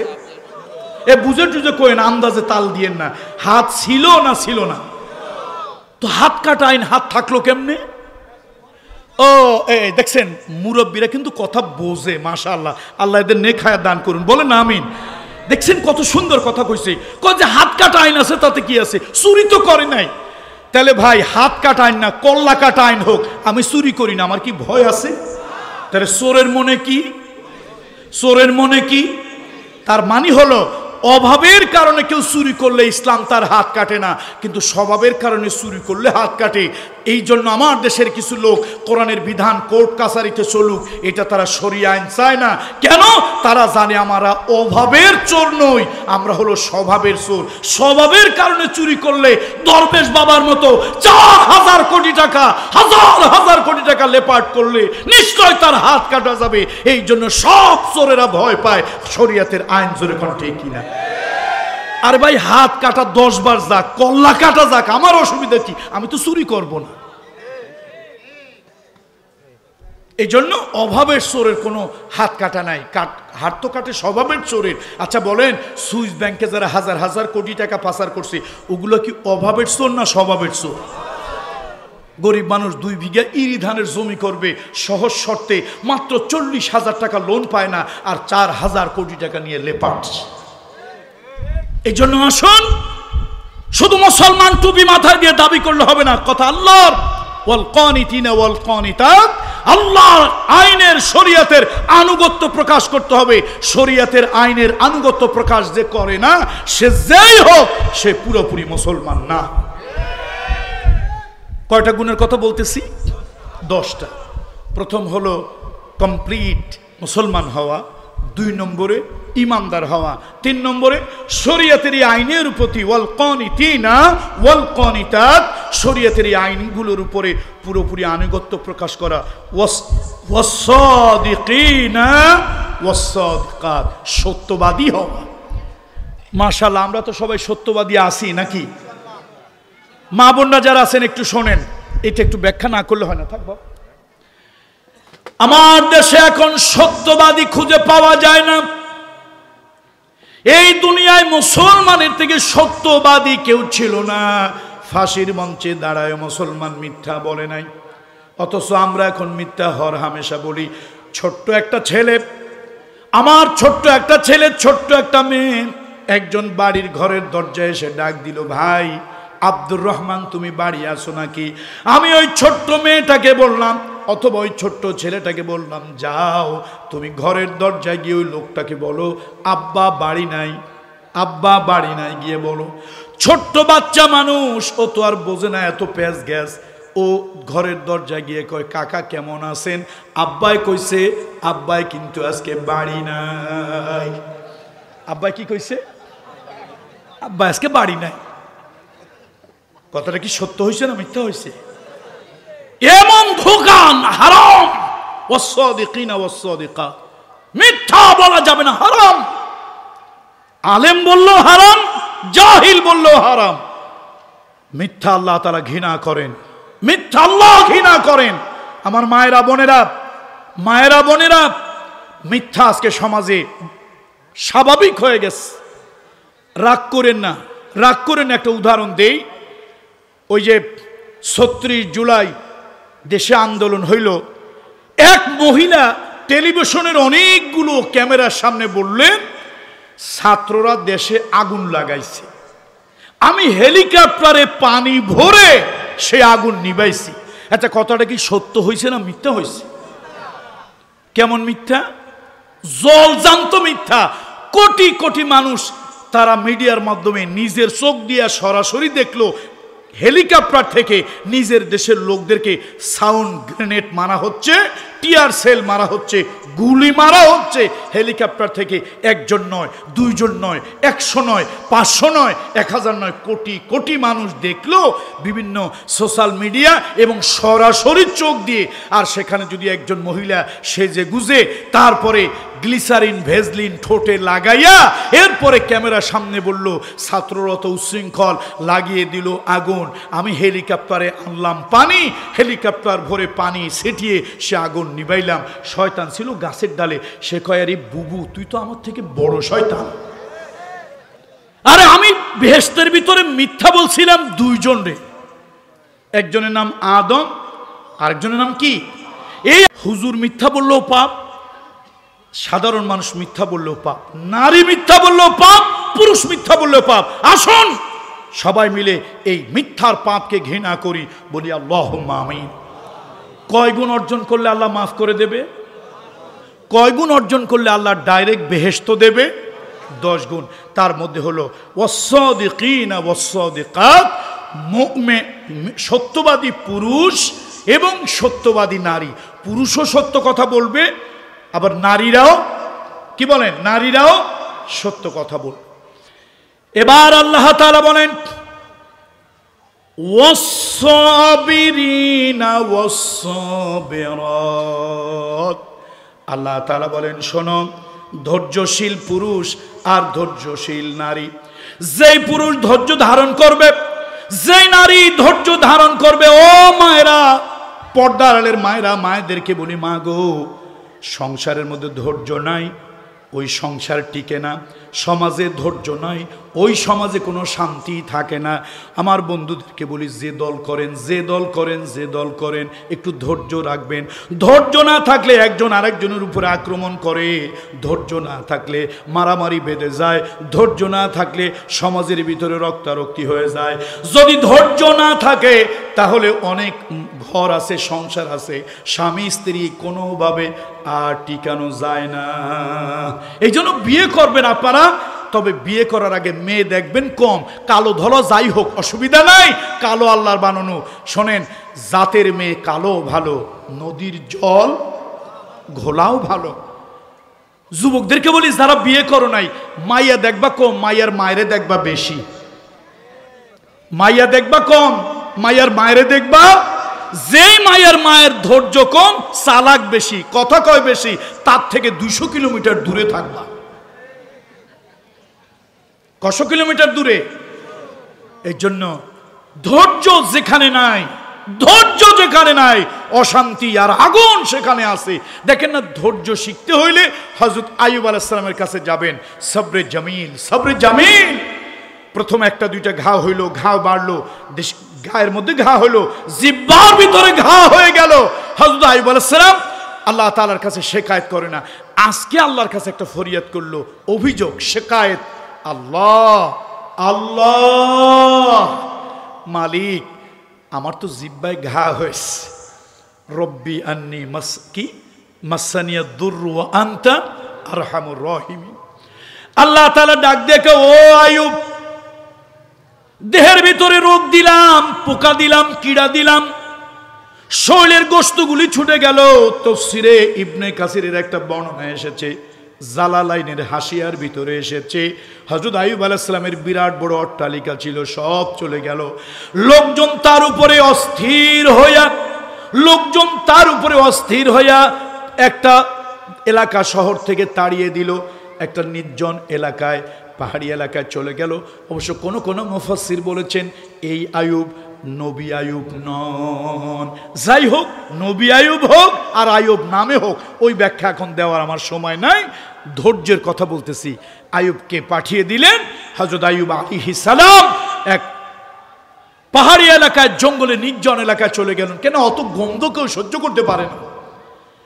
আইয়ুব আলাইহিস সালাম ওর মধ্যে থাকে, আল্লাহ নামের তাসবিহ পড়ে। একদিন জিহ্বার ভিতরে ঘা হলো, তিনি আল্লাহকে ডাক দিলেন, আল্লাহ।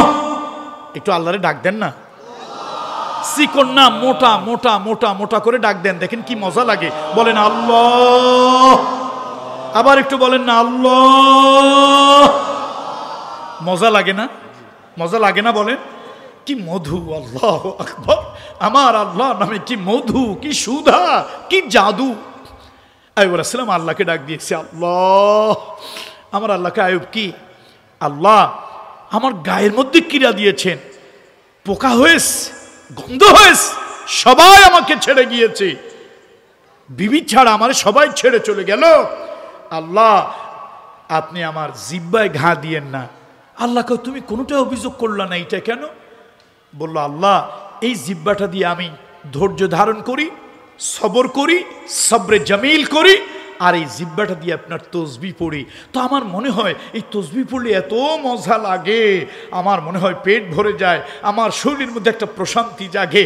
মালিক আপনি যদি আমার জিহ্বাটা নিয়ে যান, আমার জিহ্বায় যদি ঘা হয়, এই জিহ্বা দিয়ে যদি আপনার নামের তসবিহ, আপনার নামের জিকির যদি আমি না করতে পারি, তাহলে তো আমার দিলে শান্তি লাগবে না, তখন দেহের অশান্তি বেড়ে যাবে, দেহের অশান্তি বেড়ে যাবে।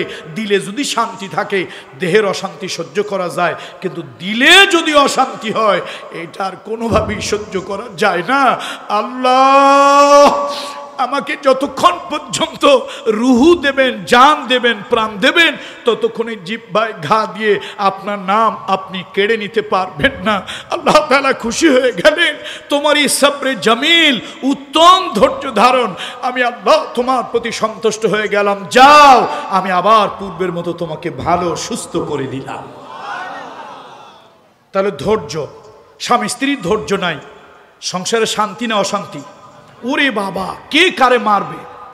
কিছু কিছু চাচাজিরা আছেন, তবলিগ জামাতের চিল্লায় গেছেন, পীরের কাছে মুরিদ হইছেন, ইসলামী সংগঠন আন্দোলন করেন, মাগার চরিত্র ভালো হয় নাই, এই বউ একটু লবণটা বেশি দিছে অথবা ঝাল, অবশ্য যশোরে ঝাল বেশি হইলে অসুবিধা নাই, একটু কোনো একটা কিছু কম হয়েছে, এই হাউলা লাঠি দিয়ে এইরকম পিটানো শুরু করছে। আবার কেউ তো বউরে তালাক দেয়, কয় যা তোরে তালাক দিলাম মক্কা শরীফ পর্যন্ত। তো নাতি এসে জিজ্ঞেস করছে, দাদা এই যে দাদিরে যে তালাক দিলাম মক্কা শরীফ পর্যন্ত, এর হাকিকাত, এর সিগনিফিকেন্স, রহস্যটা কি? কয় শোন, রাগটা বেশি হয়েছে, তোর দাদি যেন আর ফিরে আসতে না পারে, মক্কা শরীফ অনেক দূর, এই জন্য তালাকটা মক্কা শরীফ পর্যন্ত দিছি। নাউজুবিল্লাহ বলবেন না? সংসারে ধৈর্য থাকা দরকার না অধৈর্য হওয়া দরকার? আমি আমার মা এবং বোনদেরকে, আপনারা যদি রাগ না হন, 1 মিনিট 2 মিনিট একটা সবক দিতে চাই, দিব। মায়েরা যারা পর্দা আড়ে আছেন, মা একটা অনুরোধ করে গেলাম, মহিলার অবশ্য একটু পীরেদেরকে বেশি ভক্তি করে, এই জন্য পীরের ছেলে হয়ে আমি এই ওজিফাটা দিয়ে যাই। মা গো, যার স্বামী কাজ করে, মাঠে হোক কলকারখানায় হোক, যার ছেলে কাজ করে, মাঠে হোক কলকারখানায় হোক, মা গো সারাদিন রিক্সা চালায়, মাথার ঘামগুলি পায়ে পড়ে, এই যে জমিতে বড় বড় মাটিগুলি ঢেলাগুলি ভাঙে, কষ্ট হয় না? মাথার ঘামগুলি পায়ে পড়ে। মা, ও মা, তোমার কাছে অনুরোধ করি, মা তুমি গরিব হও, তোমার স্বামী যখন, তোমার বাবা যখন কাজের থেকে, তোমার ছেলে যখন কাজের থেকে আসে, মা গো তুমি তাড়াতাড়ি তার গায়ের সেরা গেঞ্জিটা, তার গায়ের সেরা পাঞ্জাবিটা, তার গায়ের পুরান শার্টটা খুলে দিও, তারপরে ঘরের মধ্যে যদি পাখা কারেন্ট থাকে তাহলে তো ভালো কথা, না থাকলে একটা তাল পাখা দিয়ে একটু বাতাস দিও। মা, তোমার ঘরে যদি 1000 টাকা দামের কাঁচের গ্লাস না থাকে, প্লাস্টিকের বাটিতে হলেও একটু ঠান্ডা পানি খেতে দিও, একটু তাল পাখা দিয়ে বাতাস দিও। এই যে পুরুষটা সারাদিন গাধার মতো খেটেছে, গায়ের ঘামগুলি ঝরঝর করে পড়েছে, ঘরে এসে যখন তুমি মা একটু ভালো ব্যবহার করেছো, তুমি বউ একটু ভালো ব্যবহার করেছো, তুমি মেয়ে একটু ভালো ব্যবহার করেছো, ওয়া আয়াতুল্লাহুম আন খালাকা লাকুম মিন আনফুসিকুম আজওয়াজান লিতাসকুনু ইলাইহা ওয়া জাআলা বাইনাকুম মাওয়াদ্দাতাও ওয়া রাহমা। মাগো, তোমার কাছে আল্লাহ থাকার জন্যই পুরুষকে বানিয়েছে। এই ঘরে এসে যখন দেখলো মেয়েটা বাপের গেঞ্জিটা নিয়ে গেছে, গরিব মানুষ, দামি গেঞ্জি না, সেরা গেঞ্জি, গেঞ্জিটা ঘামে চুপচুপ করে ভিজে আসে, গেঞ্জিটা যখন খুলে দেয়, শার্টটা যখন নিয়ে যায়, তাল পাখা দিয়ে একটু বাতাস দেয়, 1000 টাকা দামের গ্লাস নাই, জগ নাই, একটু সিলভারের বাটিতে অথবা প্লাস্টিকের বাটিতে একটু পানি দেয়। পুরুষ যে সারাদিন কষ্ট করছিল, ঘরে এসে তাল পাখারি বাতাসটা যখন পাইছে, এক বাটি পানি পাইছে, আচ্ছা বলুন তো সারাদিনের খাটনির কথা কি মনে আছে? ভুলে গেছে সব। আল্লাহু আকবার। এটা আমার আল্লাহ তাআলা করেছেন। এই যে সংসার ধর্ম আল্লাহ তাআলা করেছেন, পুরুষ 1000 খাটবে, 1000 কষ্ট করবে, বাচ্চার কাছে, নাতিপুতির কাছে, বউয়ের কাছে, মেয়ের কাছে যখন যাবে, কষ্টগুলি দূর হয়ে যাবে, দিলে আলাদা একটা প্রশান্তি সৃষ্টি হবে। আল্লাহ, এই জন্য মহিলাদের ধৈর্যটা একটু বেশি হওয়া দরকার, নারীর ধৈর্যটা একটু বেশি হওয়া দরকার। মা, আল্লাহ তাআলা 10 শ্রেণীর লোকদেরকে পুরস্কার দেবে, আ'আদ্দাল্লাহু লাহুম মাগফিরাতুন ওয়া আজরান আযীমা। আল্লাহ মাফ করে দেবে, মাগফিরাত দেবে, এরপরে আল্লাহ জান্নাত দেবে। তার মধ্যে অন্যতম হলো ধৈর্য। বলেন কি? সবাই বলেন কি? সবর, সবর, সবর। এই জন্য যারা হজে যাবেন, ও হাজী সাহেব, আপনি হজে গেলেন, একজন হাজী হজ করে আসলো, একজন বুজুর্গের সাথে দেখা হলো, কেউ কেউ বলেন তার নাম ছিল জুনাইদ বাগদাদি। জিজ্ঞেস করলো তুমি কোথা থেকে আসছো? কয় আমি হজের থেকে আসছি। কি কি নিয়ে গেছিলা? কয় টাকা, খাবার, এইটা সেইটা। ও হাজী, ফিরে যাও, আবার আগামী বছর হজে যাও, তোমার হজ হয় নাই, তিনটা দৌলত যার সাথে না থাকবে তার হজটা ঠিক মতো হওয়ার কথা নয়। তার মধ্যে প্রথম দৌলত, প্রথম সম্পদ হলো সবর। সবর যদি থাকে হাজী সাহেব, তোমার হজটা যথাযথভাবে হয়েছে। সবর যদি তোমার ভিতরে না থাকে, ও হাজী সাহেব সাইনবোর্ড লাগাইছো হাজী, কিন্তু প্রকৃত হাজী কখনই তুমি হতে পারো না। এই জন্য আসুন ও মুরব্বীরা, ও যুবকেরা, আল্লাহ তাআলা একটা গুণ দিয়েছেন সবর। আমরা সবাই যেন সবরের গুণটা অর্জন করতে পারি। ওয়াস-সাবিরিনা ওয়াস-সাবিরাত ওয়াল খাশিঈনা ওয়াল খাশিআত। আর আল্লাহর ভয় দিলের মধ্যে আনতে হবে। পুলিশের ভয় দিয়ে মানুষ ভালো বানানো যায় না। ও রাজনৈতিক দলের লোকেরা, তোমার হাতে দড়ি পায়ে দড়ি ভাইরা, তোমরা যারা ক্ষমতায় যাবে, ক্ষমতায় আছো, ক্ষমতায় যাবে, হাতে দড়ি পায়ে দড়ি অনুনয় বিনয় করে বলি, ভাই বিশ্বাস করো, বিশ্বাস করো, পুলিশের ভয় দিয়া, জেল দিয়া মানুষের চরিত্র ভালো বানানো যায় না। মানুষের চরিত্র ভালো বানানো যায় আল্লাহর ভয়, আল্লাহর ভয়, আল্লাহর ভয় যদি দেওয়া যায়। রাত, গভীর রাত, রাত 2টার সময় এক বস্তা টাকা পাওয়া গেল, অন্ধকার রাত, কেউ নাই, কেউ নাই, কেউ নাই, পুলিশ নাই, পাহারাদার নাই, চতুর্দিকে তাকায় দেখো কোনো সিসি ক্যামেরা নাই, এক বস্তা টাকা। রাত 2টা 2:30টার সময় তুমি যদি মাথায় করে বাড়ি নিয়ে যাও, মাটির নিচে যদি লুকায় দাও, কেউ দেখবে না, কেউ জানবে না, কারো পক্ষে জানা সম্ভব নয়।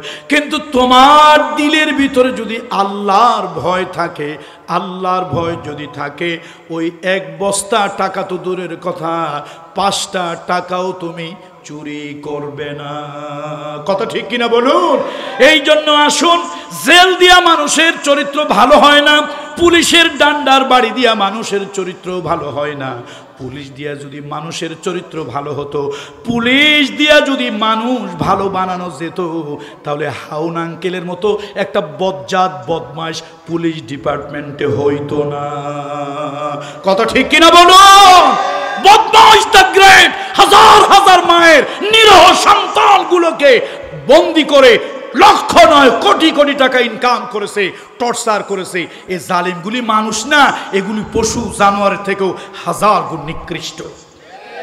পুলিশের পেশা মহান পেশা, পুলিশের পেশা মহান পেশা। আপনারা মনে করেন পুলিশ বেতন পায়, বেতন দিয়ে পুলিশের ঋণ শোধ করা যাবে না। পুলিশকে আপনার ছেলে আমার ছেলে, আপনার জামাই আমার জামাই, আপনার ভাই আমার ভাই, ওরা আমার গায়ের, আমার রক্ত। কত ঠিক কিনা বলেন? আচ্ছা, পুলিশ কি আসমান থেকে আসছে? আমাদের সন্তান, আমাদের ভাই ব্রাদার। কিন্তু ওদেরকে এই সমাজ নষ্ট করে ঘুষ খাওয়া শিখায়, তারপরে রাজনীতি ভিন্ন মতের লোকদের বুকের উপরে বুলেটের পাড়া দিয়া পিটানো শিখায়। শিবিরের ছেলেদেরকে এমন পিটান পিটাইছে, সেই ভিডিও আছে পৃথিবীতে।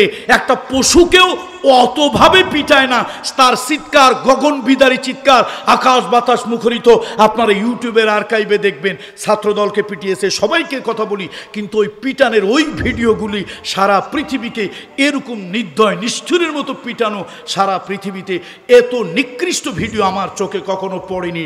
জানি না আপনারা কারা কারা দেখেছেন। তাহলে একটা মানুষ হয়ে শুধু রাজনৈতিক একটা পদ পদবীর জন্য অন্য মানুষের উপরে এরকম জুলুম, এটা জালিমের ছাড়া আর কারো পক্ষে সম্ভব নয়। এই জন্য আমরা পুলিশকে দোষারোপ করি না, দোষারোপ করি আল্লাহর ভয় না থাকলে, আল্লাহর ভয় থাকলে, আল্লাহর ভয় থাকলে, আল্লাহর ভয় থাকলে। এই জন্য সৈয়দনা আলীকে গিয়ে সময়ের অভাবে আমি বলতে পারলাম না, সৈয়দনা আলীকে একজন জিজ্ঞেস করেছিল, আলী হাল আনতা তাআলাম মা তাকওয়া, তুমি কি বলতে পারো তাকওয়া কাকে বলে? সৈয়দনা আলী বলেছিলেন, 4টা জিনিসের নাম তাকওয়া, 4টা জিনিস যার ভিতরে আছে সে মুত্তাকি।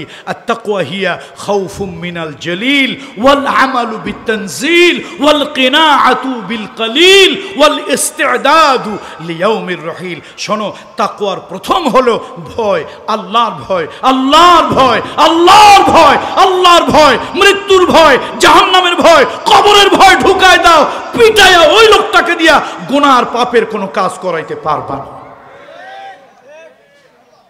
তাহলে মানুষ ভালো বানানো যায় কি দিয়া? একটু সবাই বলেন না, মানুষ ভালো বানানো যায় কি দিয়া? আল্লাহর ভয় দিয়া। সবাই বলেন মানুষ ভালো বানানো যায় কি দিয়া? আল্লাহর ভয় দিয়া।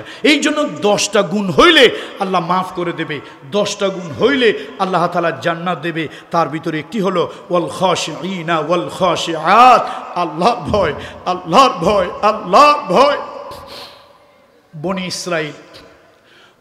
ইসরাইলের রাসূলুল্লাহর হাদিস আল আদাবুল মুফরাদ নামক কিতাবের ভিতরে ইমাম বুখারী রহমাতুল্লাহ আলাইহি বলেন 3 জন বন্ধু একটা পাহাড়ের গুহায় আশ্রয় নিয়েছিল। হাজার হাজার মন ওজনের পাথর এসে আটকে গিয়েছিল। ওই 3 জন বন্ধু আল্লাহকে ভয় করে কাজ করেছিল। সেইটা রেফারেন্স দিয়ে আল্লাহর কাছে যখন হাত তুলে দোয়া করেছে, আল্লাহ তাআলা ওই 3 জন বন্ধুকে বিপদ থেকে উদ্ধার করে দিয়েছে। ও পর্দালের মহিলারা, মা গো, স্বামীকে ফাঁকি দেওয়া যাবে? পরকীয়া প্রেম করো। মা তোমার স্বামী বিদেশে আছে, টাকা পাঠায়, ওই টাকা নিয়ে তুমি আরেকজনের সাথে চলে যাও। মা গো, তোমার দিলের ভিতরে যদি আল্লাহর ভয় আসে তাহলে কোনো পরকীয়া তোমার দ্বারা হবে না, খারাপ কাজ তোমার দ্বারা হবে না। আর আল্লাহর ভয় যদি মা তোমার দিলের মধ্যে না থাকে তাহলে তুমি মা যে কোনো খারাপ কাজ করতে পারো, কেউ তোমারে ফিরাতে পারবে না। এবার আল্লাহ তাআলা বললেন, কয়টা পর্যন্ত গেছি সব একটু বলেন তো, কয়টা? আচ্ছা, এবার ধরেন, আঙ্গুল ধরেন, আঙ্গুল ধরেন। ইন্নাল মুসলিমিনা ওয়াল মুসলিমাত, প্রথম হলো মুসলমান হওয়া। ওয়াল মুমিনিনা ওয়াল মুমিনাত, দ্বিতীয় হলো কি? ইমানদার হওয়া। ওয়াল কানিতিনা ওয়াল কানিতাত, তৃতীয় হলো কি? আল্লাহর দ্বীনের পুরোপুরি শরীয়তের অনুগত্য করা।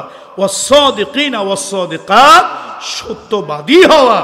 ওয়াস-সাবিরিনা ওয়াস-সাবিরাত, ধৈর্যশীল পুরুষ ধৈর্যশীল নারী হওয়া। ওয়াল খাশিঈনা ওয়াল খাশিআত, এরপরে হলো আল্লাহর ভয়কারী পুরুষ আর আল্লাহর ভয়কারী নারী হওয়া। এরপরে ওয়াল মুতাসাদ্দিকিনা ওয়াল মুতাসাদ্দিকাত, কয় নম্বর এটা?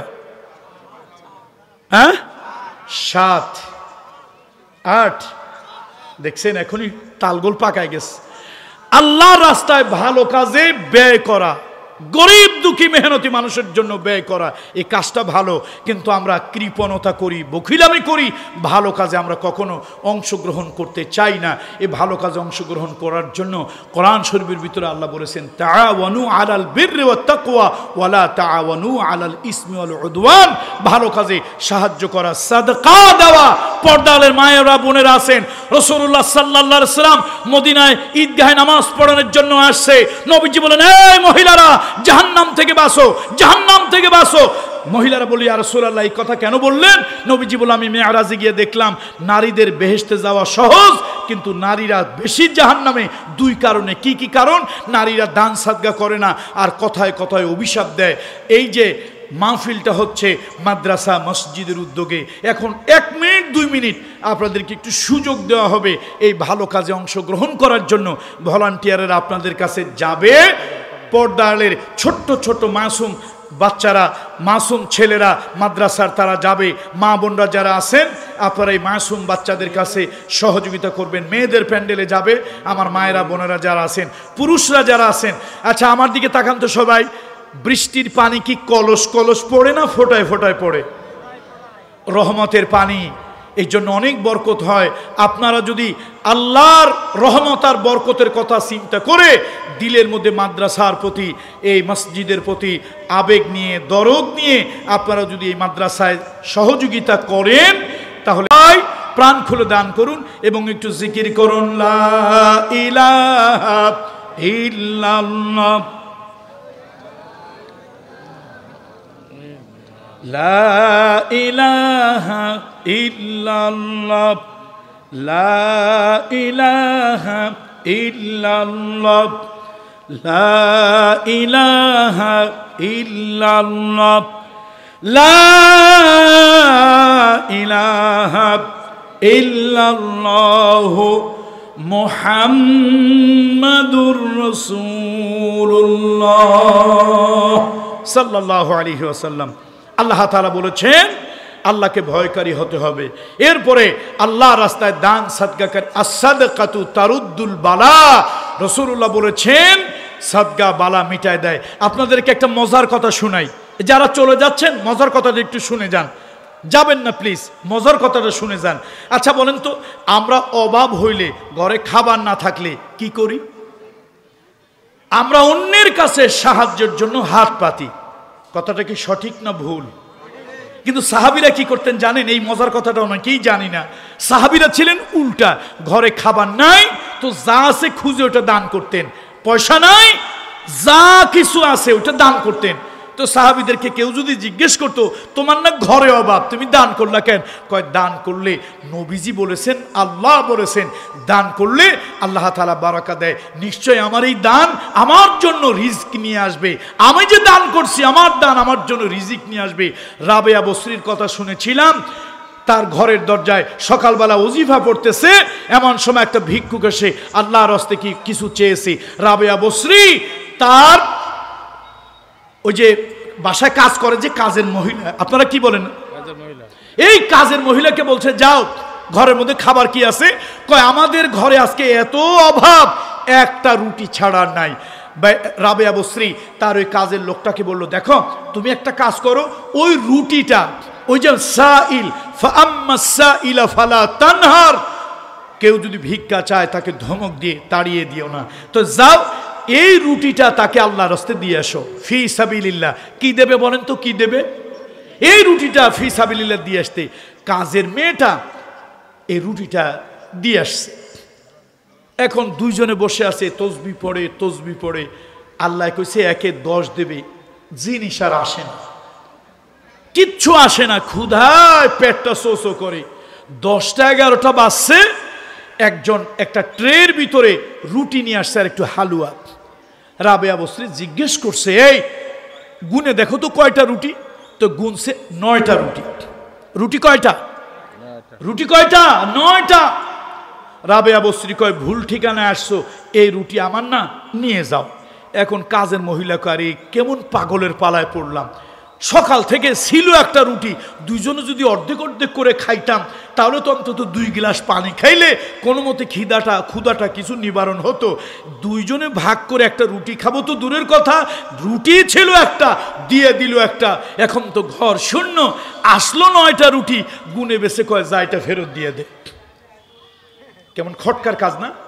এখন ওই বাড়িওয়ালা আসছে, কিছুক্ষণ পর একটা মহিলা আসছে একটা ট্রে নিয়ে। কি হয়েছে? কয় যে একটু আগে রুটি পাঠাইছিলাম, রুটি ফেরত দিয়েছেন।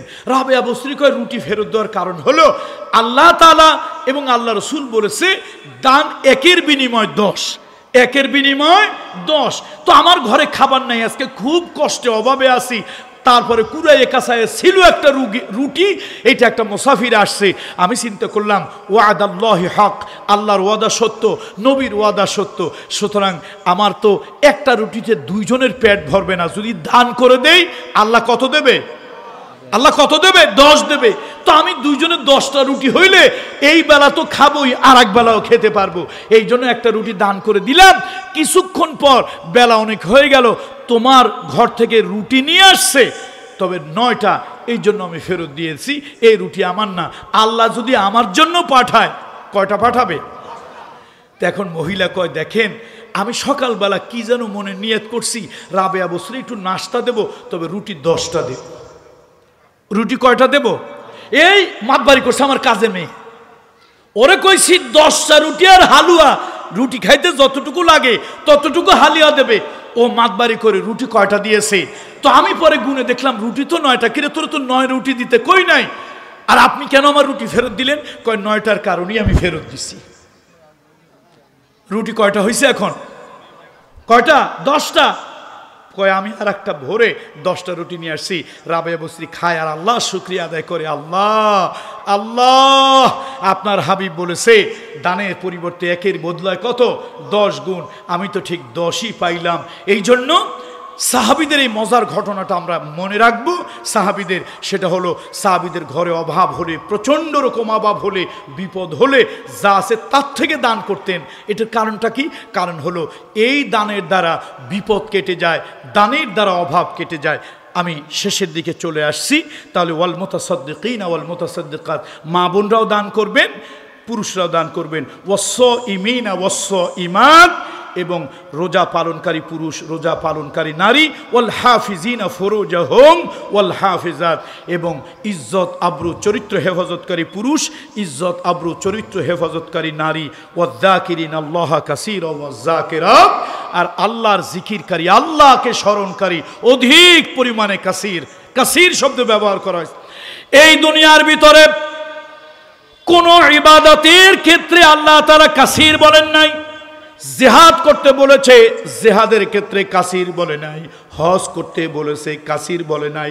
নামাজ পড়তে বলেছে, কাসীর বলে নাই। রোজা রাখতে বলেছে, কাসীর বলে নাই। উযকুরুল্লাহ যিকরান কাসীরা, জিকিরের ক্ষেত্রে আল্লাহ তাআলা অধিক বলেছেন। অর্থ হলো লাঙ্গল চাষ করতে করতে আল্লাহর জিকির করা যায়। ও যশোরের বুড়া বাবাজিরা, মুরব্বীরা, যদি জিকির করেন, লাঙ্গল চাষ করতে করতে জিকির করেন, সাইদি সাহেব রহমতুল্লাহ আলাইহি বলেছিলেন, কিছু কিছু সময় লাঙ্গলের মাথা খারাপ হয়ে যায়। জমির ভিতরে লাঙ্গলের মাথা ঠিক থাকে, যেই না আইলের কাছে যায়, অন্যের জমির ভিতরে খালি লাঙ্গলটা ঢুকে যায়। কত ঠিক কিনা বলেন? অন্যের জমির আইলের কাছে গেলেই আপনার লাঙ্গলের মাথাটা ঘুরে যায়। আসলে মাথা লাঙ্গলের ঘোরে না, মাথা আপনার ঘোরে। জিকির যদি জমিতে থাকে, অন্যের জমি জবরদখল করবেন না। জিকির যদি প্রতিবেশীর কাছে থাকে, আল্লাহর ভয় যদি স্মরণ জিকির থাকে, তাহলে অন্যের জমি, পরের জমি 3 হাত দখল করে খায়। আইলে দাঁড়াইলে মনে হয় ভিতরে আরো 2 হাত পাই। জিকির যদি থাকে, অন্যের জমি জবরদখল হবে না।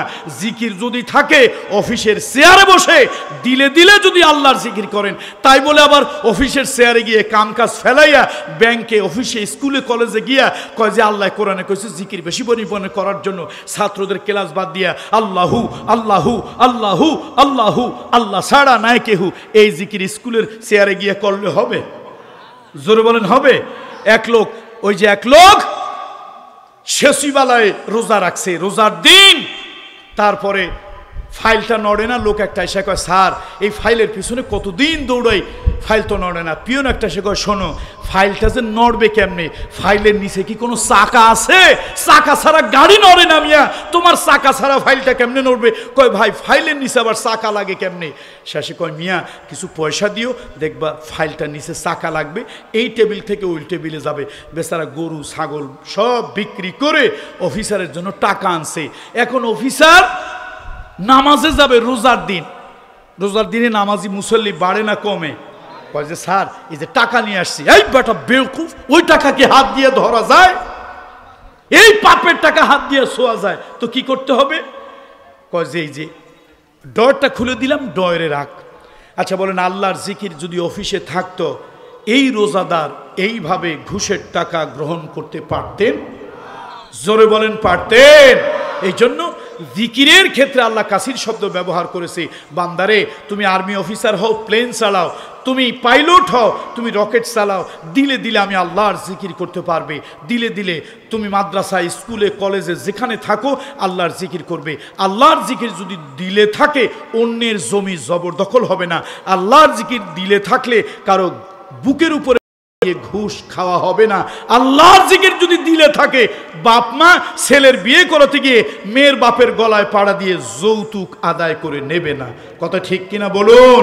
এই জন্য আসুন এই 10টা গুণ আমরা অর্জন করব। আল্লাহ তাআলা এই 10টা গুণ অর্জন করার তৌফিক আল্লাহ তাআলা আমাদেরকে ইনায়েত করুন। বলি আল্লাহুম্মা আমিন। সবাই একটু দুরূদ শরীফ পড়ি।